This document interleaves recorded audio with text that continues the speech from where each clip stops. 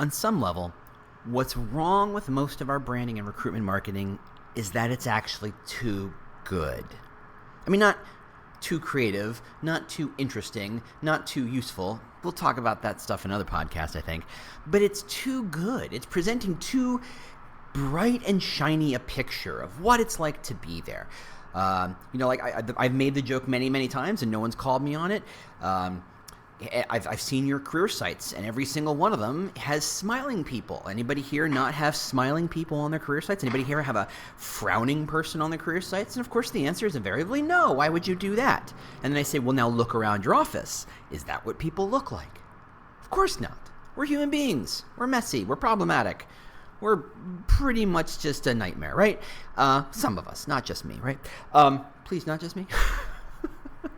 But we're presenting too rosy a picture. Now, that's a problem in and of itself. But I think the real interesting problem is what happens when you're creating a very rosy picture to do your job, right? You've been tasked with attracting applicants, attracting talent, attracting people to learn more about your company, right? You've done the good work of convincing your boss that your job is not to attract people to apply, but simply to attract people to learn more about you so that they can go through the process of deciding to apply. The trick is, what happens when there's an elephant in the room? What happens when there's a thing that everybody knows about and nobody talks about, and you have to work around it? And that's what we're going to talk about today, okay? So, no big switch here. I'm just going to say we'll be right back, because we're going to talk about the elephant in the room. Welcome to the Talent Cast, the world's most caffeinated employer brand and recruiting podcast. I'm your host, James Ellis. Thanks so much for listening. If this is your first time for joining in, we do things a little differently. We try and do deep dives. There's not a lot of interviews here. There's not a lot of news here. This is about how do we get smarter and better. And that means, how do I get you smarter and better? How do I get you to think about these problems at a deeper level so that you can solve them and look like a genius to your boss? If this isn't the first time you've been here, thanks so much for returning. Feel free to share with your friends, your coworkers, your boss. I don't know. We really do appreciate that. All right, let's get into it. Hey, how you doing? James Ellis here. Blah, blah, blah, HireConf, blah, blah, blah, RecruitCon, but blah, blah, blah, blah, blah, blah, blah, blah. If you're interested in getting a weekly update on the news, on the industry, on what the situation is, how things are changing, not so much in a who's up and who's down, but more of a, this is what people are talking about, this is what your boss might be sending you soon, so you should be up to date and know what's going on. You should sign up for my newsletter. Yeah, it's a newsletter thing, I guess. It's really not. It's really more of just an email from me every Monday morning on just, hey, here's the stuff that most people are reading or people should be reading, and this is why it's interesting, important, or a bad idea. So just go to tinyletter.com/employerbrand. Link will be in the show notes, and I'll send you a nice little email, a no spam, no sell kind of email. Cool. So let's talk about the elephant in the room. The concept itself is so fascinating, right? The idea that there's something we can't talk about. You know, you look at all those movies from the 50s and 60s and all these perfect families and everything was great. And, you know, the Leave It to Beaver kind of world, or where everybody, the biggest problem was I couldn't get a date, or I got mom a weird gift and it's a little embarrassing for her to have to wear. But you never talk about the fact that maybe dad's an alcoholic and maybe mom's having an affair. You never talk about the fact that maybe Beaver has some sort of learning disability that's gone undiagnosed for a very, very long time, which would explain quite a bit. You don't talk about the elephant in the room, because if you talk about it, it becomes a problem you have to solve. And usually what happens is these elephants in the room are undiagnosed problems, meaning you can't fix them. Or at least you can't. Maybe somebody can, but you and your employer brand, recruitment, marketing, talent acquisition, recruiter world, you don't have the influence, authority, or power to make those kinds of changes. So what do we talk about when we talk about an elephant in the room? Well, gosh, while you're busy painting a wonderful picture of what it's like to work there, your stock is tanking is what I meant to say. I don't know what stank means in that context at all. But your stock is tanking. Maybe you're being sued. I don't know. Maybe your offices have staged a massive walkout, and I could be talking about multiple companies here this year, over policies that the leadership has made. Maybe you have been involved in some pretty big lawsuits where you've had to settle some pretty unpleasant activities by your leadership. Perhaps you've had a product that has failed publicly. Perhaps you had a product that never got out of regulation, that never got out of, clinical trials. Maybe, frankly, your job just stinks. Like, literally, these are garbage people. They're waste management, garbage processing people that literally everything around them smells bad because it's trash. It's garbage, right? There's an elephant in the room that nobody talks about. Now, I'm not here to tell you you're bad because these things happen. I've worked at some of those companies. Really have. I've worked at companies where the stock was tanking. I've worked at companies where leadership was flawed and everyone knew it, except seemingly no one talked about it. I've worked at companies where there were lines that you were not allowed to cross and no one talked about them and no one brought them up. But the second you did, people started to get fired. I've been in those companies. And the thing is, everybody knows about the elephant in the room. Why? It's a flippin' elephant. That's why it's called that. It is a thing that by its very nature is so patently obvious that you could virtually see it from space, right? This is a big thing. Everybody can see it as a public piece of information that, oh my goodness, this is bad. But here you are in your corner of the world trying to polish that turd, trying to make it look okay, trying to make it okay. But really what you're doing is ignoring it completely. Isn't that the usual process of the elephant in the room? You ignore it because, well, there's nothing I can do about it, so I guess I'm just going to have to pretend it doesn't exist. Well, it's a valid strategy, I guess, except for one small, tiny, potentially significant issue. Your candidates can see it too. Now, remember, your job, ultimately, as we talked about in past episodes, is to create meaning in the minds of a candidate. And when they create meaning, they are pulling together all sorts of different information from all sorts of different sources, touch points, experiences, what they see, what they feel, how they reacted, their emotional response, their logical response, all of this stuff. And somewhere in the line, they get that piece of information. They see the elephant in the room. They look at your stock and it's horrible. They look you up on Google News and all the news is about walkouts or lawsuits or leadership shenanigans. And that's the nicest possible way to say really some serious, ugly bad stuff that some leaders have done, which I don't want to let them get away with, but we're just going to call them shenanigans at the moment. That should not mean to downplay the horribleness of it, but simply lets us attach a label to it so we can walk past it and talk about this part of it. Maybe that itself is an elephant in the room. I'm not sure. We got super meta there. Okay, let's not do that. Let us not fall down that rabbit hole. So our job is to create meanings in the candidates. And as the candidates are looking at our lovely, pretty career sites, you wish. If they're looking at their job postings, oh God, that's horrible. If they're looking at our social media, maybe. If they squint right, it's okay. Maybe, we're realizing that they're talking to customer service. Fingers crossed. That they're buying our products and actually like our products. Please, please, please. But they're also Google Newsing us. They're also seeing the thing that we don't want them to see, the thing that we cannot fix, the thing that we cannot deal with, and thus we are ignoring them. I'm not going to stand here and tell you, and I'm literally standing here, by the way. Apparently I've started podcasting standing. It's like a standing desk. I'm so much more physical now while I podcast. That is weird. As I stand here, it's the thing that you are avoiding because you can't deal with it. But the trick is you have to think about it. You have to be aware of it. You have to be cognizant that it is a piece of information that you can expect and frankly should anticipate that all your candidates get in their validation, researching, discovery process, right? That should just be there. If you're ignoring it, what you're saying is, since there's nothing I can do, I'm going to walk around it. I'm not even going to deal with it. I'm pretend it does not exist. Which, like I said, is a valid strategy. It's just not a great strategy. So what are we talking about instead? If it's not ignoring it and we can't fix it, what can we do? Well, we can adjust our communication strategy to reframe and repurpose what is there.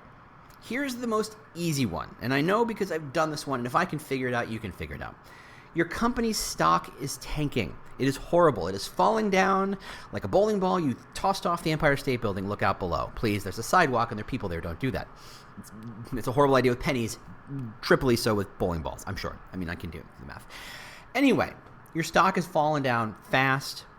And how do you attract great nurses, developers, right? Especially the developer side.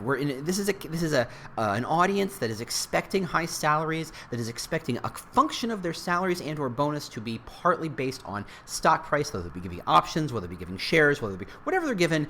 The stock price is important, right? Now, you think back 20, 30, 40, 50 years in which the stock price of, say, a Ford or a GM went up and down, and it didn't really directly impact the workers. On some level, you presume the pension fund was based, was funding or was investing in that stock price, so there was a sense of investing in oneself, but that pension fund was probably investing in a lot of other diverse opportunities, a lot of diverse investments. So the stock price dropping 20% one day didn't exactly... Yeah, it didn't feel good. It wasn't a great idea. It was an indication that something went wrong or something happened, but your thoughts were, well, gosh, it's not like I'm not going to be able to eat tomorrow. But today, when developers are counting on bonuses and counting on their salaries and seeing their, what we lovingly call total compensation, is based on that stock price. If you've got 1,000 shares and your stock is trading at $5 and suddenly it's trading at $4, you just lost $1,000. Right? And frankly, the amount of shares we give half these developers is massive. The 1,000 shares, that's nothing. Usually it's 5 figures in a lot of cases, sometimes 6. Leadership, woohoo! They got some serious stock. So you can see a bad day at the stock market causes them to lose on paper thousands and thousands, if not tens, if not hundreds of thousands of dollars.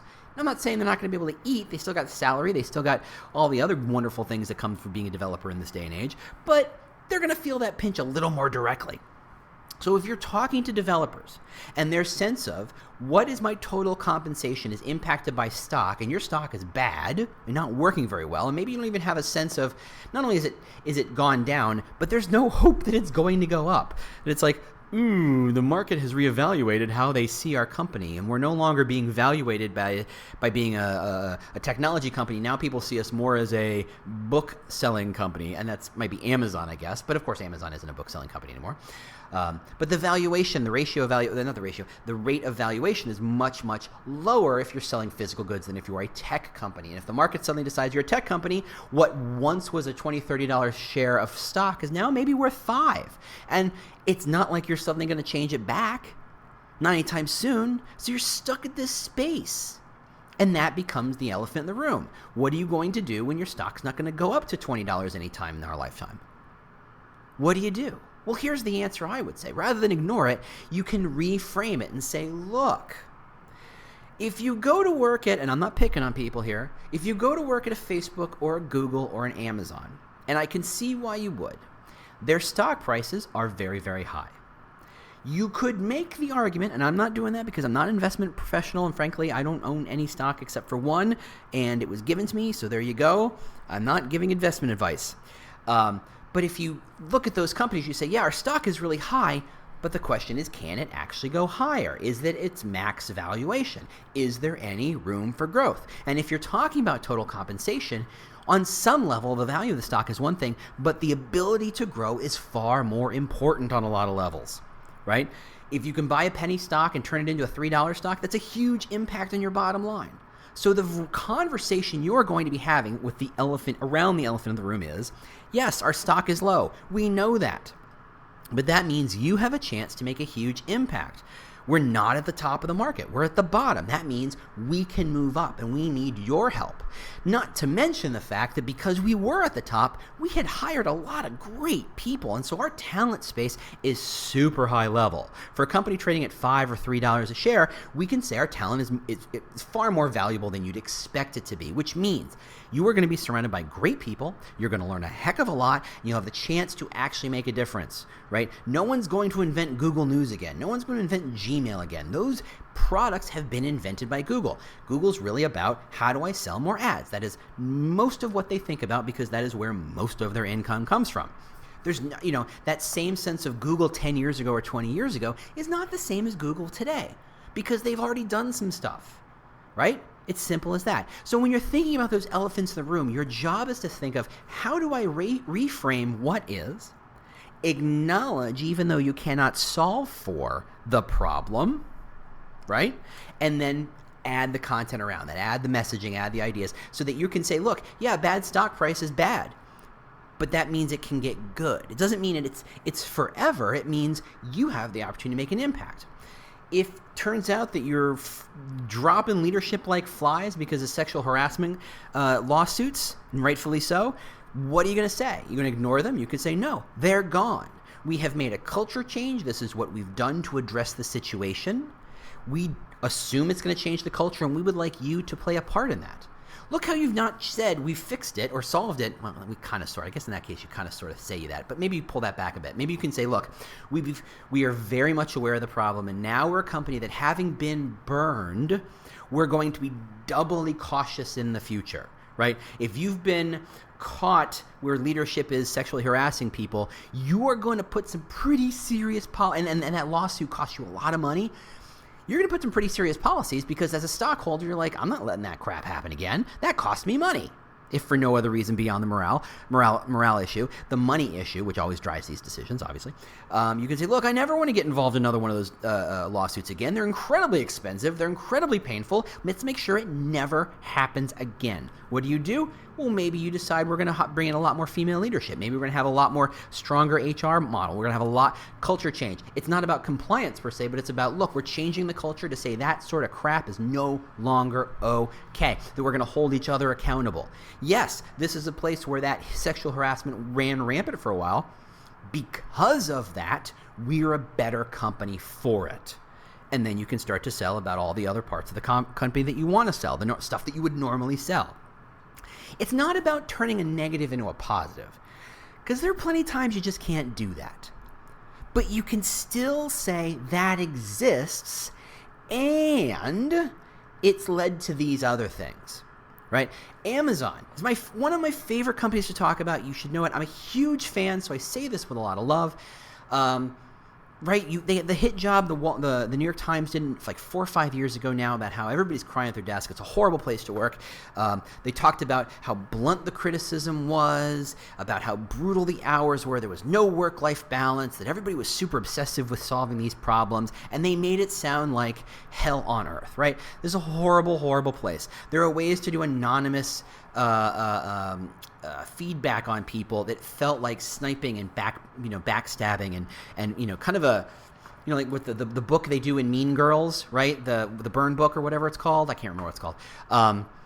It's like that, and everybody felt like, oh god, it's super cliquey and it's super painful, and everybody hates everybody, everybody's stabbing each other in the back, blah blah blah blah blah. And I've told this story many times, so I want to tell it again. And I talked to Amazon at the time because I was lucky enough to be in a room with some of their talent acquisition and employer brand people. I said, hey, just between you and me, how accurate was that article? And they say, the funny thing is, and when the article came out, everybody was like, ooh, ouch, they're in trouble. No one's going to want to apply for that job ever again. And I said, how accurate was that article? And he goes, it's 100% accurate. We just frame it differently. We say all those things are true. In fact, we talk about a lot of those things in our application process. It's just that we say, look, with good feedback, with strong feedback, you get better. There's no hiding from the truth. There's no hiding from, if you're an asshole, we're going to tell you you're an asshole. Not because we say you're a bad person and you should die, but just to say, if you're an asshole, maybe you should be more cognizant of the fact that you're an asshole and maybe do something about it. Fix it, mitigate it, solve against it, defend against it, whatever it is again. You need to know that stuff. And some criticisms are so brutal that you don't want to put your name against it. Right? So you make it anonymous. And what the newspaper had made sound like a horrible, hateful, mean girls, cliquey place was really, in fact, a place, as they saw it anyway, a place where people got good feedback. What they did is they took what was the elephant in the room. Everybody had read that article. Everybody talked about that article. That's what that article was. It was definitely the elephant in the room. Now recruiters had to reframe and say, all that's true, but here's why we do it, and here's the value of that. They were trying to spin a negative into a positive to some extent, but what they were simply doing was reframing what was. They didn't ignore the article. They didn't say, I don't know what you're talking about. They didn't pretend this is a great culture. What they said was, this is a great culture for the kind of person who can take strong, direct feedback, for the kinds of people who get obsessed with problems and puzzles and solving these issues, for the kinds of people who stay up at night and go, I think I know how to solve this, and they don't just think I'll take care of it tomorrow. They get up and they come to work and they solve the problem. Obsessives, crazy people. right? This may sound like some friends of yours. I know it sounds like one or two of my friends.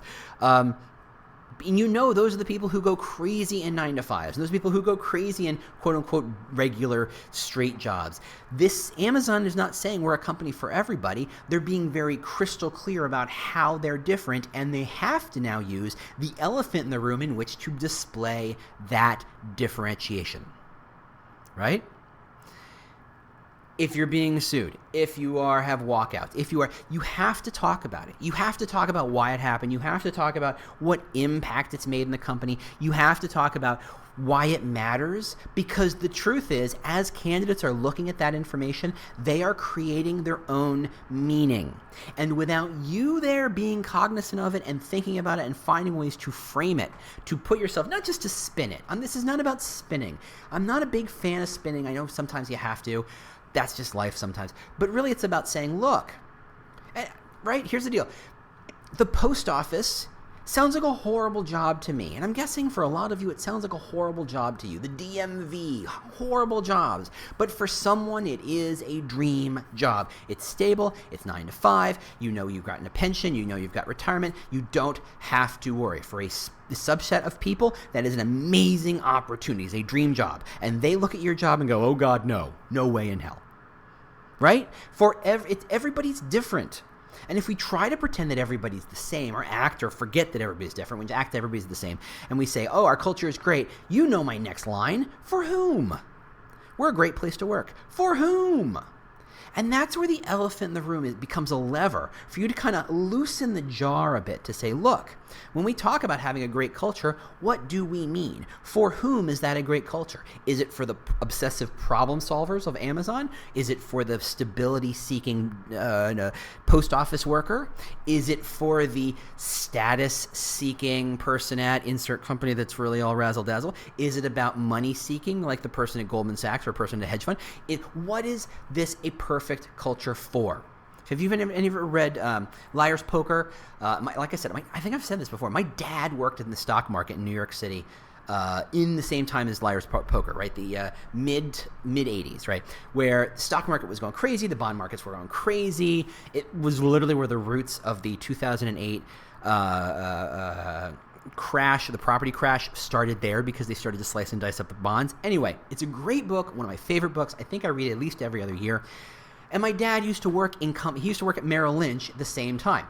And he used to talk about, like, once a year, something so horrible would happen that he would kick his suitcase across the room. Now, if you've met my father, you would go, he is the kind of sweetest human being who's ever walked the face of the earth. He's just a gregarious, friendly, go along and get along kind of guy.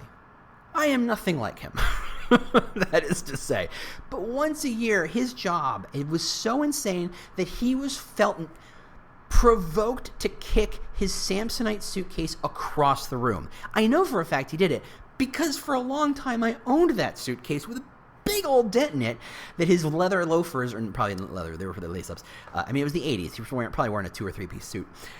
That's the culture. And for a lot of people, that kind of company, a place where you could be so infuriated that it drives a mild-mannered human being to kick a piece of luggage across the room, a big room, mind you, I saw that room, you have to say, that sounds like a horrible place to work. And yet somehow everybody and their dog applied for those jobs. Everybody wanted to work on the market, whether it was the bond market, the commodities market, the stock market. Everybody wanted a piece of that pie.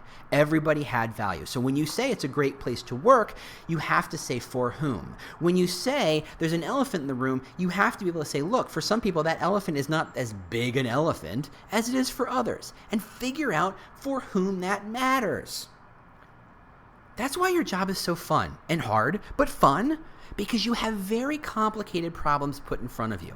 You have to represent and communicate a brand that is imperfect. There's a parallel here. For those of you who date, or for those of you who have ever dated, you, as much as I like you, are not perfect. You might have your own personal elephant in the room. You might be overweight. You might have what am I looking for? A family history of insanity. You might have a chromosomal defect that only appears once every 100 people, but it's there. You might be saddled and riddled with credit card debt that would make Trump groan. You might be just a little crazy sometimes, right? You're an imperfect human being, and yet somehow you found a way to find someone to date, to find someone to partner with, to find someone to potentially even mate with. I don't know your life, but what we should take from that is this idea that every person is not perfect for everybody, but every person is perfect for somebody. And probably for a lot of somebodies. I mean, it's 7 billion people in this world, right? It's about saying, look, I might be saddled with debt, but I'm figuring it out. I've learned a lot. I've done something right. Look, I might have this genetic defect, but I think if we get testing, we can make sure we can mitigate against it. But I'm bringing it up ahead of time to let you know this is my life. If we're going to have kids, this is a thing we have to consider. That's something you bring up in a dating process, which is why you should date for longer than a month. Right? You should date for a while because a lot of this stuff comes out over time. So you can unpack and find all the elephants in the room. That's kind of the process for looking for a job. You found this company, it's super cool.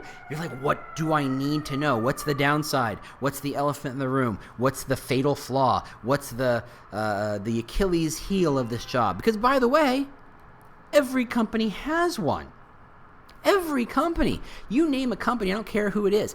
And I look at rankings of companies that everybody wants to work for. Top companies like NASA, top companies like SpaceX or Tesla, top companies like Google, top companies like Merck, top companies like, I know who those companies are, and I know for a fact that every single one of them would be the worst place to work for someone.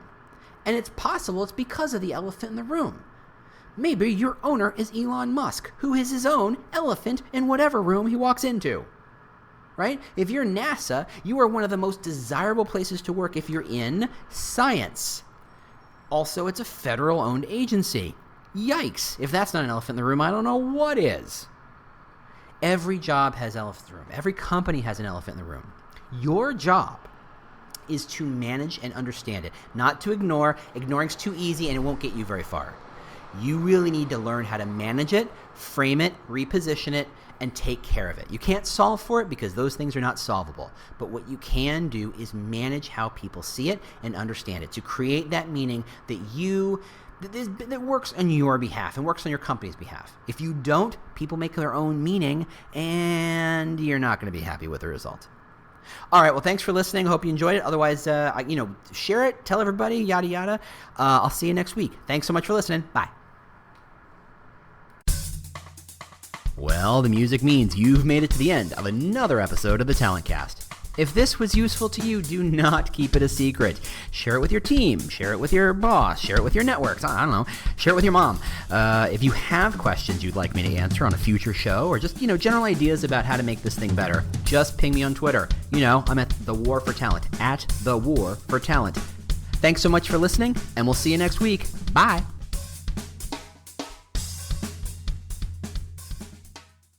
Do you love news about LinkedIn, Indeed, Google, and just about every other recruitment tech company out there? Hell yeah. I'm Chad. I'm Cheese. We're the Chad and Cheese Podcast. All the latest recruiting news and insights are on our show. Dripping in snark and attitude. Subscribe today wherever you listen to your podcasts. We out.